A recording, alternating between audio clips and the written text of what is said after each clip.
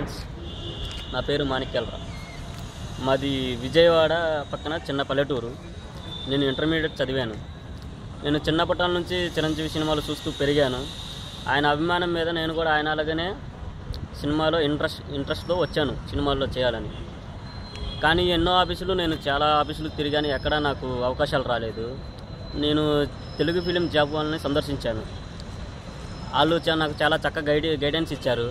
వాళ్ళు ఇంకా నాకు అవకాశాలు కల్పిస్తారని చాలా ఆశిస్తున్నాను.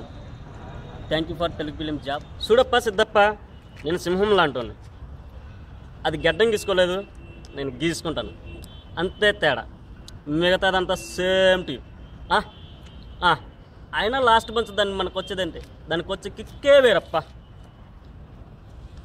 ఎప్పుడో చేసిన 25 ఏళ్ళ తప్పుకి ఇంకా శిక్ష అనిపిస్తున్న వస్తా. వీలుంటే క్షమించు, లేదంటే శిక్షించు, కానీ మేము ఉన్నామని గుర్తించొత్తా, గుర్తించు.